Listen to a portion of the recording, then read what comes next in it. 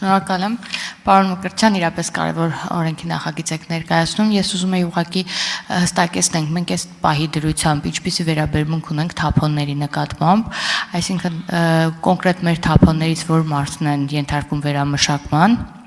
եւ որ ինչքան մասով ենք վերամշակում մեր թափոնները եւ առանձին հարցով ուզում եմ անդրադառնալ նաեւ վտանգավորություն ունեցող թափոններին, մենք ինչքանով ենք կոմպենսացնում այդ վտանգավորության աստիճանը այս պահին։ Շնորհակալություն Տիկին Ղազարյան, թափոններին վերաբերմունքը, եթե մեկ բառով նկարագրեմ, շատ, այսպես ասած, խնդիրների լուծման ուղղված վերաբերմունք է, որովհետև իրականում մեծ վնաս են հասցնում եւ բնությանը եւ վտանգ են ներկայացնում հանրության համար։ Ունենք վտանգավոր թափոնների գործածության 10 տեսակ, որոնց հետ տարբեր գործողություններ իրականացնելը հավաքում, փոխադրում, պահում, մշակում, վերամշակում եւ այլն, դրանք լիցենզավորված գործունեություն են,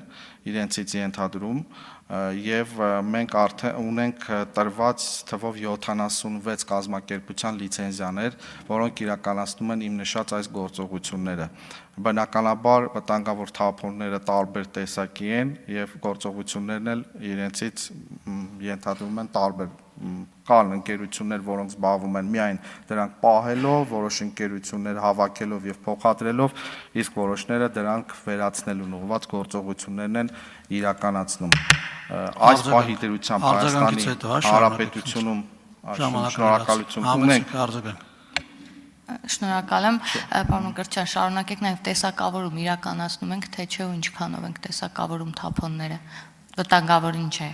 առհասարակ։ Մենք ունենք թափոնների տեսակներ, որտեղ իրականացնում են ընկերությունները տեսակավորում եւ վերամշակման են դրանք ենթարկում, օրինակ կարող եմ նշել որոշակի առումով պլաստիկից առաջացած թափոնների հետ կապված։ Եվ նաև բանի հետ էլեկտրատեխնիկայի վաճառքով զբաղվող ընկերությունների հետ ծրագիր ենք իրականացնում, որ փոքր էլեկտրական մարտկոցների հավաքման ու վերամշակման հետ կապված աշխատանքներ նույնպես իրականացում են, կան նման տեսակներ։